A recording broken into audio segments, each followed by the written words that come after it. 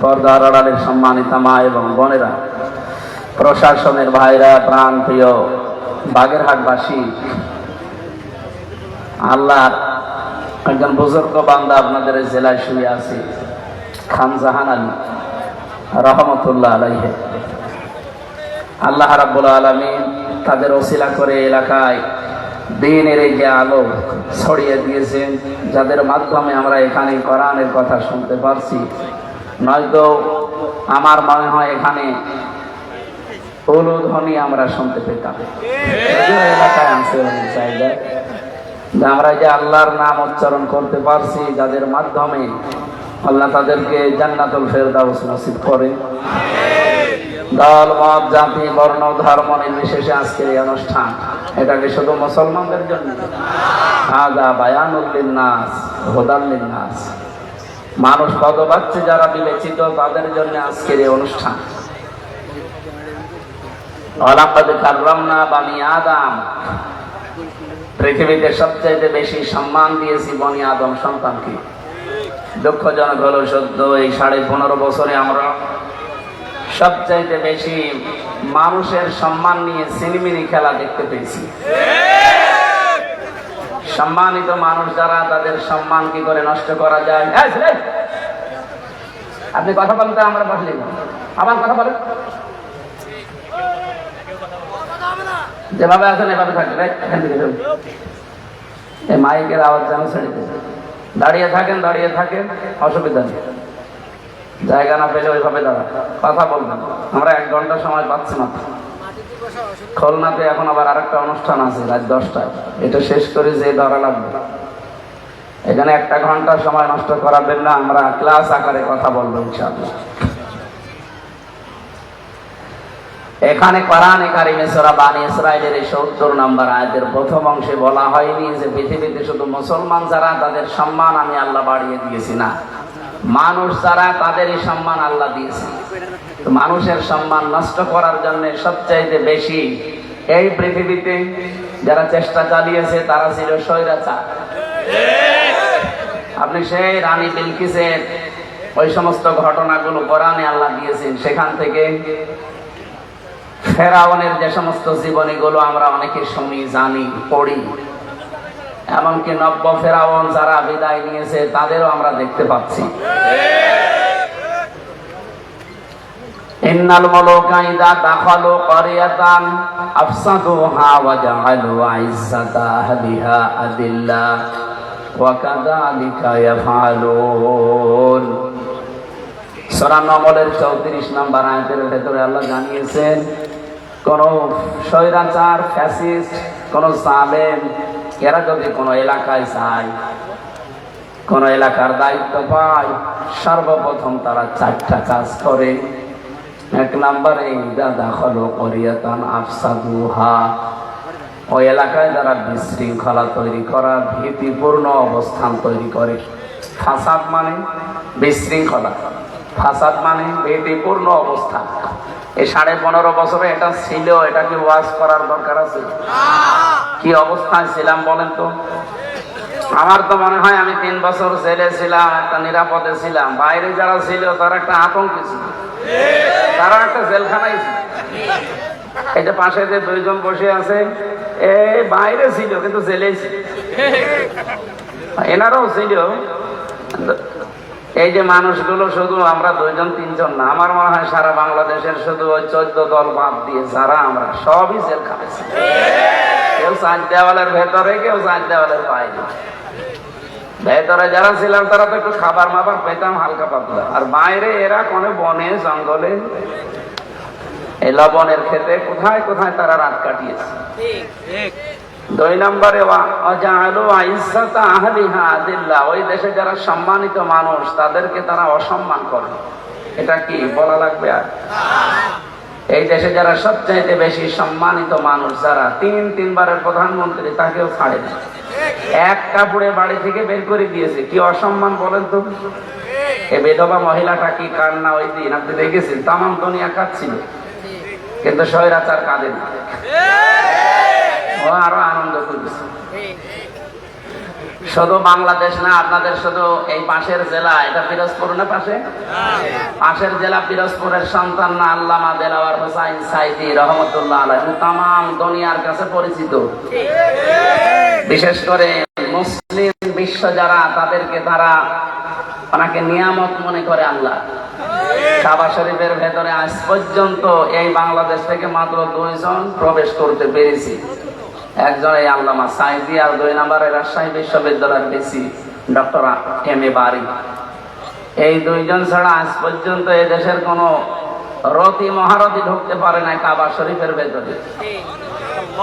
তার সম্মান নিয়ে সিনেমিনি খেলা, এমনকি তাকে ধর্ষণ মামলা পর্যন্ত। যে মহিলাকে সাজিয়ে নিয়ে এসেছিল, অ্যাডভোকেট তাজুল ইসলাম জিজ্ঞাসা করছে, এই ভাই, এই আল্লামা সাইদি ধর্ষণ করেছে? জি। তোমার জন্ম তারিখ কত? তোমার তো জন্ম হওয়া লাগবে যখন ধর্ষণ করেছে। বলছে আমার জন্ম 1975। ধর্ষণ করেছিল কত সালে? 1971। এটা কি রুহের জগতে? এইটাই চলছিল, বাস্তবতা এইটাই চলছিল। আমি নিজে তো একদম ভিকটিম, আমি দেখেছি। আমার বিরুদ্ধে যে সাক্ষীগুলো নিয়ে এসেছিল আদালতে 4 জন, জীবনে না আমি ওদেরকে দেখেছি, না ওদের নাম শুনেছি, না ওদেরকে আমি চিনি। এই মানুষগুলো পরবর্তীতে আগস্টের 5 তারিখের পরে এসে ক্ষমা চেয়ে গেছে, বলছে হুজুর মাফ করে দিয়ে, টাকা পেয়েছিলাম হালাল করার জন্য গিয়েছিলাম। কি আশ্চর্য দেশ চলছিল বলেন। সারা দেশে এইটাই চলছিল। আর ওরা পৃথিবীর মডেলদেরকে দেখাতে হবে আমরা ন্যায় বিচার করছি। এর নাম ন্যায় বিচার। ডাক্তার জোবাইদা রহমান, এই মহিলাটা আজ 17 বছর মায়ের দেশে, অথচ তারা 3 বছর সাজা লাগিয়ে, তার তো জেল খাটা লাগে না, বেকার সাজাটা লাগিয়ে কি করতে? যে এখন তামাম দুনিয়া প্রমাণ পাচ্ছে যে এটা পুরা ডাহা, মিথ্যা কথা। তার স্বামীর নামে যাই দিয়েছেন এ হালকা পাতলা মানুষ বিশ্বাস করতেও পারে, না করতে। একটা মহিলা মানুষ, সে 17 বছর বাইরে, তার নামে এরকম মিথ্যা। এই জন্যই তো আজ পৃথিবীর মানুষ এই যে নিষিদ্ধ হওয়ার দাবি এমনি ওঠে না, অনেকগুলো কারণ আছে। প্রায় 4500-র উপরে মানুষ পালিয়েছে, সব এই দাদাদের দেশে, বিভিন্ন দেশে যারা আছে। এই মানুষগুলোর হাতে কিছু নেই, কিন্তু ব্রেন তো নষ্ট হয়নি, ব্রেন তো ঠিক আছে। তারা ওখানে বসে বসে ষড়যন্ত্র চালাচ্ছে। এই যে গত 5 দিনের রিপোর্ট, আগস্টের 5 তারিখ থেকে এই মে মাসের 8 তারিখ পর্যন্ত 28 বার ওরা চেষ্টা চালিয়েছে এই দেশকে অস্থিতিশীল করার জন্য, একবারও সফল হতে পারেনি। কেন পারেনি বলেন তো? না, এখানে কথা হচ্ছে।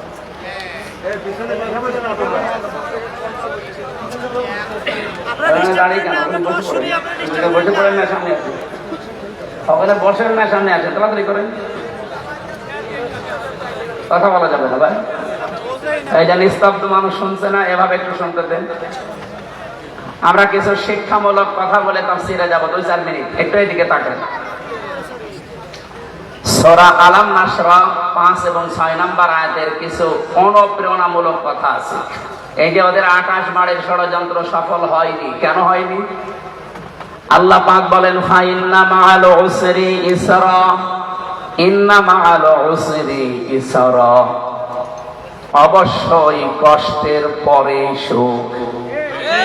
না, হয়নি। আপনি আলে, আমি ভুল বলবার আপনি ঠিক বলবেন মানে?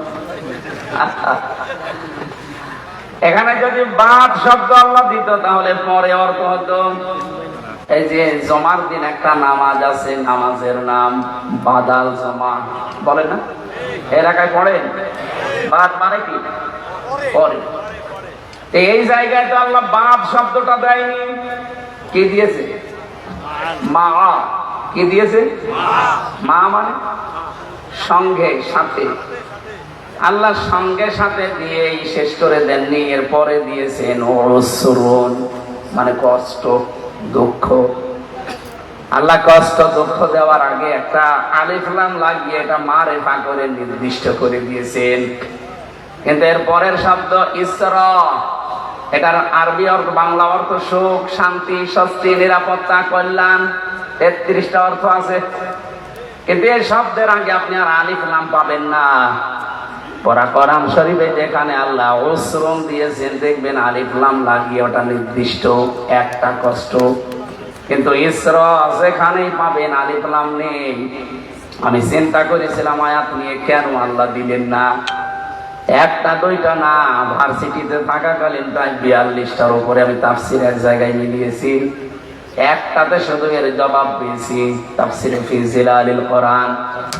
সাইয়্যিদ কুতুব রহমাতুল্লাহ আলাইহি টিকায় লিখেছেন, এই পৃথিবীতে কেউ যদি একটা কষ্ট সহ্য করে 3টা কারণে, এই এদিকে তাকান, এই এখন উঠতেছেন মানে এরকম ছাত্র ভেতরে বসতেছেন কেন?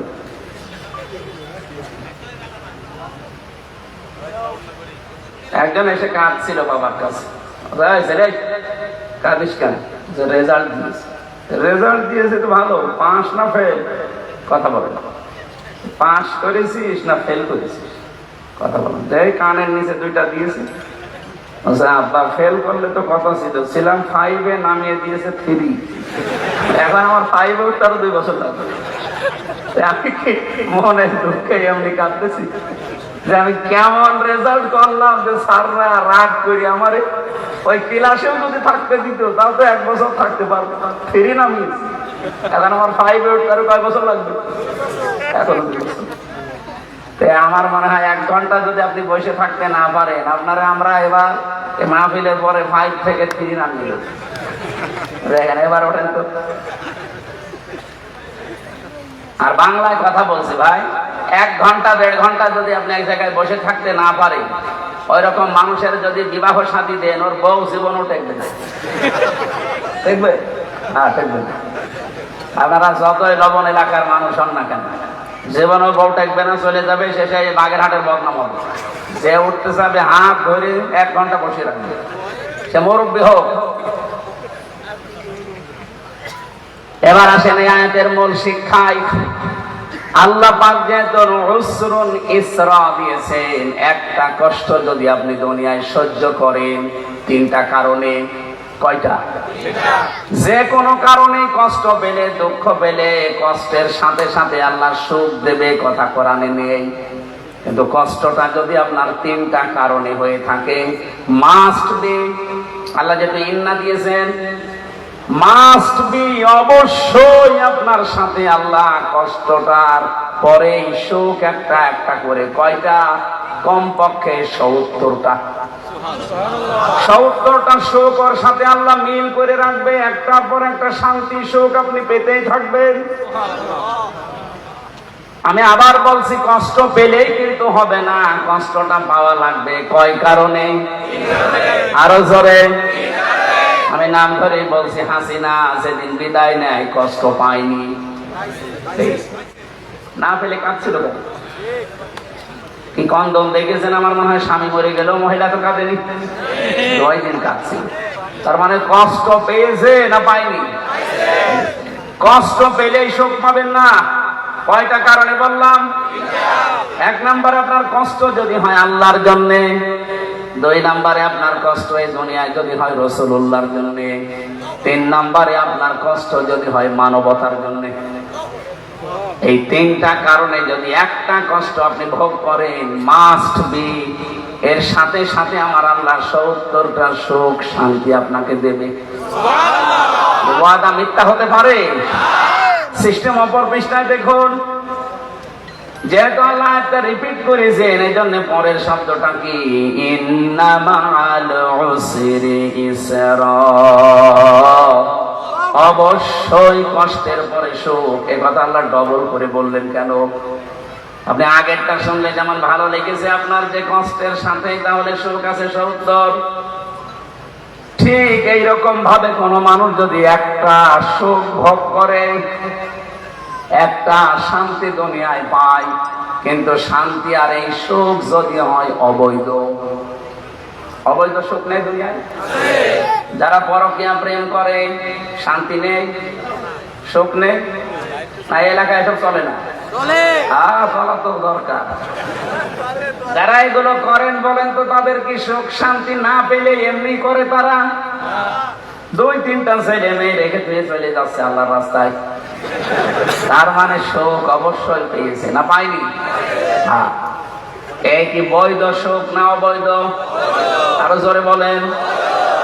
এক একটা অবৈধ সুখ ভোগ করলে অশান্তি পাবেন কয়টা? 70টা। হ্যাঁ, কমপক্ষে 70টা। বেগাইরি হিসাবটা বাদ দিলাম আমরা, যেহেতু একটা নেকির কাজে সর্বনিম্ন আছে 10, এরপরে 70, এরপরে 700, এরপরে আরো বেশি, আমরা মাঝখানেরটা ধরলাম। আপনি হিসাব করে বলেন, এক একটা অবৈধ সুখে যদি 70টা অশান্তি, কষ্ট, অপমান, অপদস্থ, অকল্যাণ, দুঃখ আল্লাহ দেয়, এই 15.5 বছরে যারা ছিল তারা কি বৈধ ভাবে না অবৈধ? আমি বাংলায় বলছি কারণ আমি নিজে, আমার 33 বছর বয়স, 92 সালে আমার জন্ম। আমি 3 বার ভোট দিতে পারতাম 18 বছর থেকে শুরু করলে, একবারও পারি নাই। আরে ভাই, আমি একবার না জেলখানায় ছিলাম, মাফ করে দিলাম, বাকি 2 বার। একবারও যখন পারি নাই, তাহলে যারা ছিলেন আপনারা অবৈধ ছিলেন। আমার নিজেরটা, আপনারটা যা বলবেন বলেন। এই হিসাবে এই 15.5 বছরে যারা সুখ পেয়েছে, শান্তি পেয়েছে, এই সুখটা কি বৈধ সুখ না অবৈধ? সুখ পায়নি তারা? কত মানুষকে মিথ্যা মামলা দিয়ে সুখে ছিল তারা। মনে হচ্ছে আমার কাছে টাকা পাই, আমার বাড়ি থেকে নিয়ে গেল, যে বলছে 10টা লাখ টাকা পাঠান, নাই 50টা মামলা দেব। মনে হচ্ছে টাকা আমার বাবার কাছে ওরা পায়, টাকাগুলো চাচ্ছে। এভাবে বহু মানুষ বহু কিছুর মালিক হয়েছে, কিছু কোলাঙ্গার অবৈধ অফিসারের কারণে। আর তাদের ওই যে এখন এই যে পেছনে দাঁড়িয়ে আছে, এই পোশাকের উপর পড়ছে।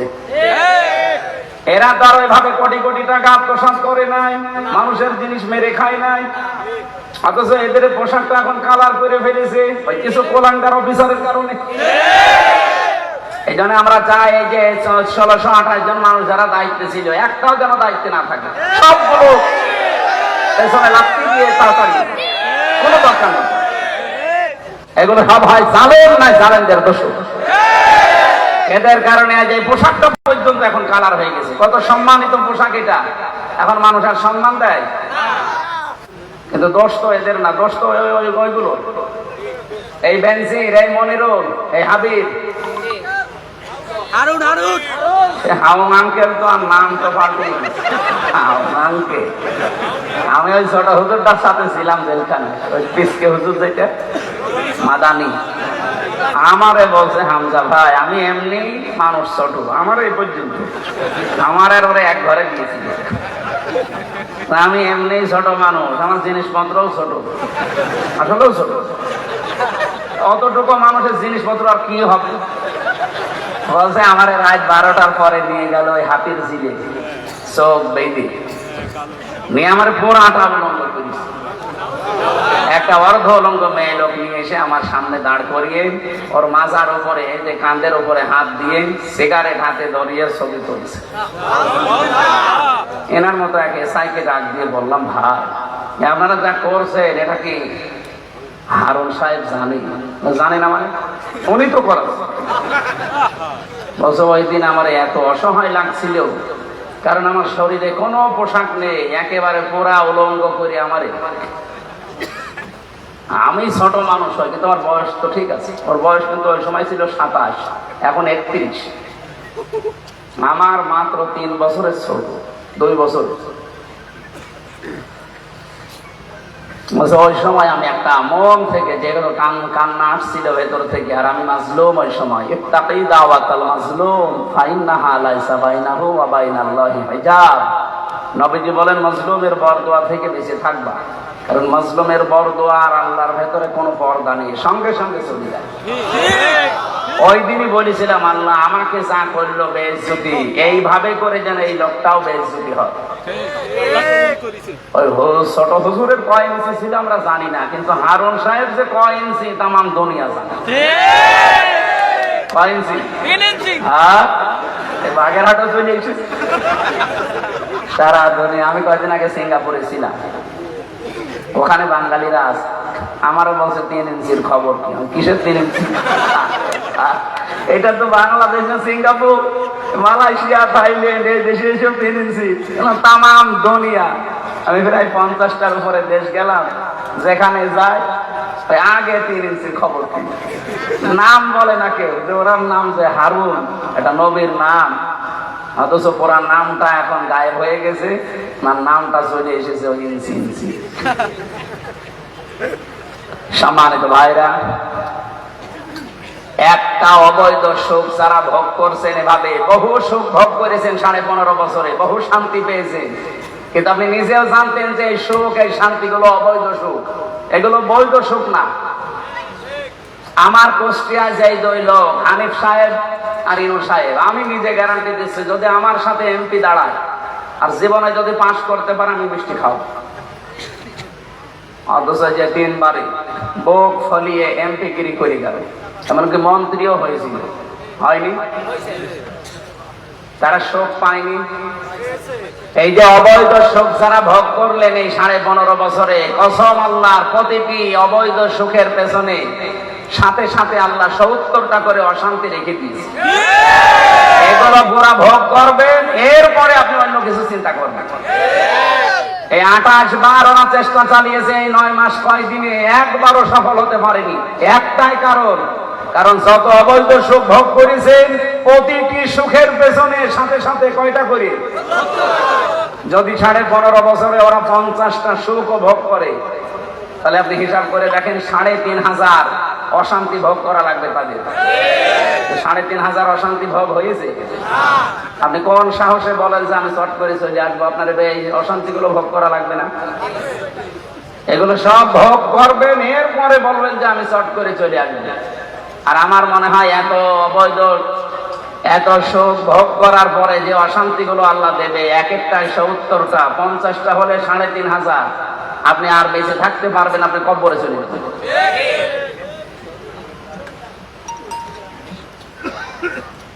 এখানে যারা আছে এই মানুষগুলো ওখানে বসে বসে, ওদের ব্রেন তো ঠিক আছে, ওদের মেধা এখনো নষ্ট হয়ে যায়নি। এই মেধা দিয়ে, এই ব্রেন দিয়ে ওখান থেকে বিভিন্ন চাল চালতেছে, বিভিন্ন ষড়যন্ত্র পাঠাচ্ছে। এই কারণেই তো দেশের লোক এখন সব একদল হয়ে গেছে যে না, ও যতদিন পর্যন্ত বাইরে বৈধভাবে থাকবে ততদিন আমরা শান্তিতে নেই। দেশের লোক আমরা চাই এরা যেন নিষিদ্ধ হয়ে যাবে।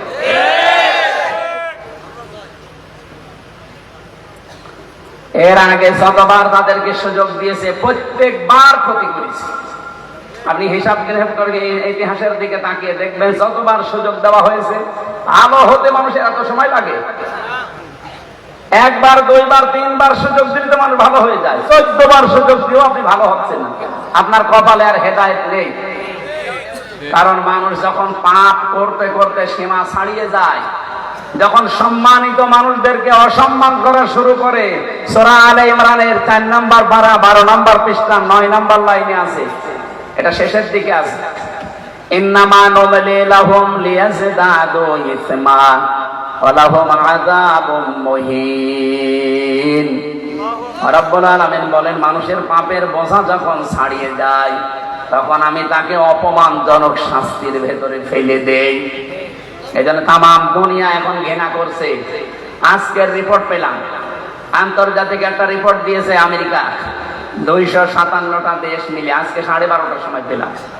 তামাম দুনিয়ায় 3 জন মানুষ ঘৃণিত এখন, সারা দুনিয়ায় সবাই ঘৃণা করে তাদের। 1 নম্বরে হাসিনার নাম এসেছে।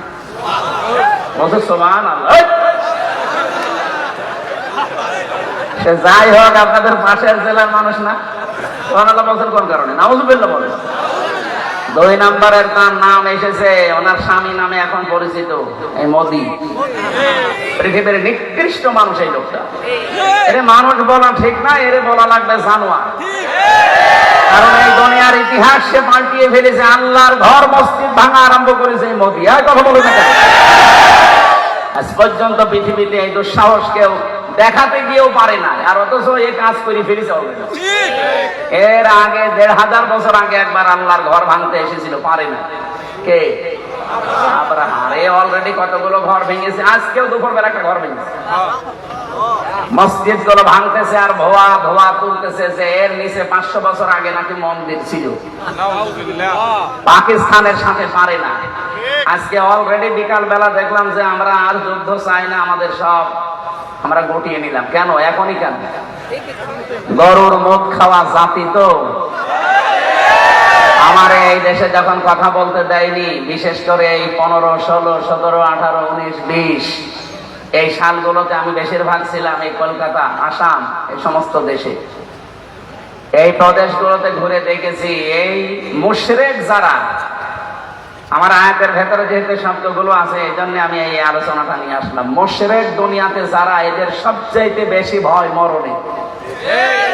যে কোনো ভাবে একটু মরণের ভয় দেখাবেন, পাগল হয়ে যাবে। আপনাকে বাপ না, আপনাকে দোলা ভয় পাবে। আমি লালমনিরহাটে একটা বর্ডার এলাকায়, এই যে বিজিবি যারা আমাদের আছে এখন বিডিআর, ওরা মাত্র 11 জন মিলে এখানে দায়িত্বে আছে। বর্ডারের ওই পাশে আছে ওরা 22 জন ভারত। ওনারে আমি জিজ্ঞাসা করলাম ওনারা কয়জন আছে? আমরা মুসলমান এখানে আছি 11 জন।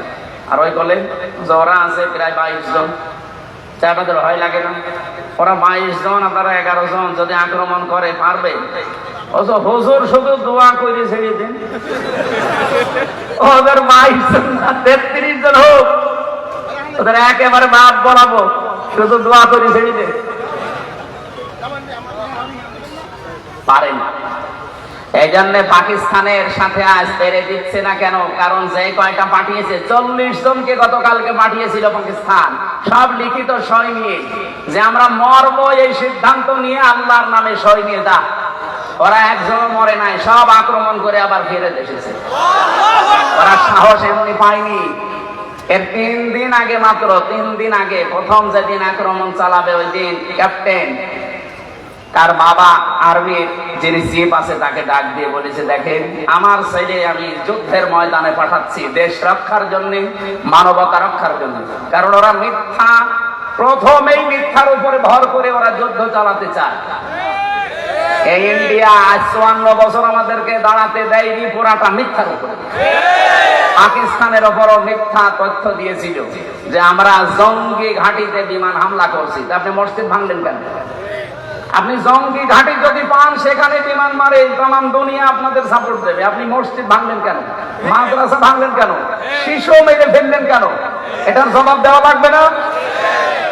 এই জন্য পাকিস্তানের দল মত আর নেই, সব এক হয়ে গেছে। এরা এক হয়ে এমনকি আর্মির প্রত্যেকের বাবা এসে এসে বলছে আমার ছেলেকে আমি পাঠিয়ে দিলাম মানবতার জন্য, ইসলামের জন্য, দেশ রক্ষার জন্য, যান। কিন্তু আমার ছেলে যদি পেছনে গুলি লাগে আমার ছেলেকে নিয়ে আসবেন না, ওরে সাগরে ফেলে দেবেন, বন জঙ্গলে রেখে আসবেন, ওরকম ছেলে আমার দরকার নেই। ছেলে যদি সামনে গুলি লাগে আমার কাছে নিয়ে আসবেন। ও ক্যাপ্টেন মারা গেছে, ওনারে নিয়ে আসার সময় বাবা জিজ্ঞাসা করছে নিয়ে আসলেন মানে?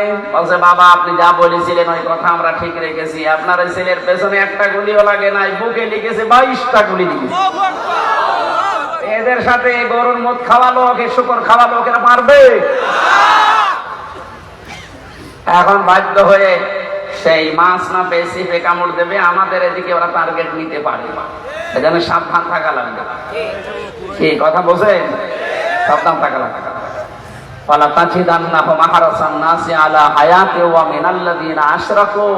সূরা বাকারার ভেতরে আছে, হে নবী ওয়ালা তাজিদান্নাহুম, লামে তাকিদ নুনে সাকিলা, আল্লাহ গ্যারান্টি দিয়ে জানিয়েছেন। কারণ বানিয়েছে কে? আল্লাহ। উনি বানিয়েছে, উনি জানে না আপনার মনের খবর? মুশরিকদের মনের খবরও জানে। এই জন্য জানিয়েছেন যে দুনিয়ায় সবচেয়ে বেশি মরণকে ভয় পায় 2টা জাতি। 1 নম্বরে মুশরিক।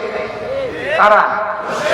আহরাসান নাসি আলা হায়াতি ওয়া মিনাল্লাযিনা আশরাকু। এই পৃথিবীতে সবচেয়ে বেশি জীবনের উপরে মায়া মহব্বত দেখতে পাবেন মুশরিকদের। এই জন্য ওদেরকে যদি একটু 2-1টা ফেলে দেওয়া যায় না, ও জীবনের মতো আর মাথা উঁচু করে দাঁড়াতে পারবে না। আমরা যে কথা বলতে চাই যে 28 বার আপনারা চেষ্টা চালিয়েছেন, একবারও সফল হতে পারেননি। 2800 বার চেষ্টা করলেও পারবেন না, কারণ 3500 বার কষ্ট পাওয়া লাগবে, দুঃখ পাওয়া লাগবে, এরপর শান্তির মুখ চোখে দেখেন। কোরআনের আয়াত আমরা 100 ভাগ বিশ্বাস করি, করি কিনা? সেই বিশ্বাস নিয়ে বলছি, যারা দুনিয়ার মানুষের সম্মান নিয়ে সিনেমিনি খেলেছে এতদিন, আগামীতে যারা এই দেশের দায়িত্বে আসবে, কেউ যেন মানুষের সম্মান নিয়ে সিনেমিনি খেলতে না পারে, সেই ব্যবস্থায় দেশে করা লাগবে ইনশাআল্লাহ। আজকের মাহফিল যেহেতু সবার জন্য, সবাইকে সামনে নিয়ে কোরআনে কারীম গুরুত্বপূর্ণ একটা সূরার 4 ভাগের 1 ভাগ পড়েছি। একটা আয়াতের মাত্র 4 ভাগের 1 ভাগ। আমার এই মাথার ভেতরে আয়াত নিয়ে যত তথ্য আছে, কিয়ামত পর্যন্ত দিলে ওই তথ্য শেষ হবে, এত তথ্য আল্লাহ ঢুকিয়েছে। আমরা চেষ্টা করবো এগুলো ডেলিভারি দেওয়ার। আল্লাহর শুকরিয়া আদায় করছি জবান বলে আলহামদুলিল্লাহ। দরুদ আর সালাম পাঠ করছি আমাদের নবী মুহাম্মদুর রাসূলুল্লাহ সাল্লাল্লাহু আলাইহি ওয়াসাল্লামের প্রতি, যাকে আল্লাহ 3টা মিশন আর ভিশন দিয়ে দুনিয়ায় পাঠিয়েছিলেন। নবীজির মিশন কয়টা? আরো জোরে বলেন তো। নবীর মিশন যদি 3টা হয়, আমরা উম্মত, আমাদের ওই 3টা হওয়া দরকার না? নাকি ওই 4টা করবেন? না, 3টাই আমাদের মিশন। 1 নম্বরে তাওহীদ প্রতিষ্ঠা, এটা আপনার জীবনের মেন মিশন আর ভিশন বানিয়ে দেবে। কিয়ামতের ময়দানে আল্লাহ রাব্বুল আলামিন তাওহীদ প্রতিষ্ঠায় যদি আপনাকে দুনিয়ায় দেখেন, অন্য কোন আমল আখলাক যদি কমও থাকে আল্লাহ মাফ করে দেবেন। কারণ তাওহীদ এইটা প্রতিষ্ঠার জন্য তামাম দুনিয়ায় আল্লাহ নবী আর রাসূল পাঠিয়েছিলেন। নবীজিকে আল্লাহ ডাক দিয়েছেন সূরা আলে ইমরান 3 নাম্বার পারা 17 নাম্বার পৃষ্ঠার 2 নাম্বার লাইনের 64 নাম্বার আয়াতে পাবেন এটা। বলিয়া আহলাল কিতাবি তাআলাউ ইলা কালিমাতিন সাওয়াইন বাইনানা ওয়া বাইনাকুম আল্লা না'বুদা ইল্লাল্লাহ ওয়া লা নুশরিকা বিহি শাইআ ওয়া লা ইয়াত্তাখিযা বা'দুনা বা'দান আরবাবাম মিন দুনিল্লাহ ফাইন তাওয়াল্লাউ ফাকুলু আশহাদু বিআন্না মুসলিমুন। একটু খেয়াল করুন ভাই, এটা এখন একে বাস্তবতার সাথে দরকার। আল্লাহ পাক বলেন, হে নবী, কিতাবে বিশ্বাসী যারা তাদেরকে ডাকবেন। এদেশে আমরা কিতাবে বিশ্বাসী না? কিতাবের নাম কি? আরো জোরে বলেন। অন্য ধর্মের যারা আছে তারাও তাদের একটা কিতাবে বিশ্বাসী। এ বাইরের দেশগুলোতে সফর করতে গেলে, আমি যদি ট্রেনে যাই, বাসে যাই, জিজ্ঞাসা করলাম সেদিন থাইল্যান্ডে একজনকে, আপনার নাম কি? নাম বলার পরে দেখলাম লোকটা ইহুদি। আপনার নবীর নাম কি? আচ্ছা, জোসেফ। জোসেফ মানে মুসা আলাইহিস সালাম। হযরতে মুসা নবী বলে আমরা যাকে চিনি, ওরা নাম, ওরা দাউদ নবীকে ডাকে ডেভিড বলে। আমাদের জাতির পিতা চিনি হযরতে ইব্রাহিম আলাইহিস সালাম, নাকি বঙ্গবন্ধু? এইটা নিয়ে আমার রিমান্ডে টর্চার করতে শয়তান। অথবা আমার জাতির পিতার নাম কি? আমি যাই বলেছি বঙ্গবন্ধু, নাম ইব্রাহিম আলাইহিস সালাম। সঞ্জয় দত্ত এই লোকটার নাম। আমারে উল্টা পাল্টা গালি গালাজ দিয়ে, সারা দেশের মানুষ মানে বঙ্গবন্ধু, আর ইব্রাহিম আলাইহিস সালাম কে? কে মানে? মুসলিম জাতির পিতা, এটা আল্লাহর ঘোষণা দেওয়া। ওই দিন আমার এমন একটা মুখ খারাপ করে কথা বলেছিল, আমার এখনো অন্তরে বাজে। কোথায় পালিয়েছে ওরে ধরে তো আমি এখন পেলে মুসলমানই দিয়ে দিতাম। আমার নাম দেখেই তো বোঝা যাচ্ছে যে মুসলমানই দিয়ে। আর আমার যতগুলো রিমান্ডের অফিসার, অধিকাংশ গুলো এই মালায়ম করতো। এমনকি জেলখানায় 3 বছরে আমার কারারক্ষী ভাগে পড়তো সব।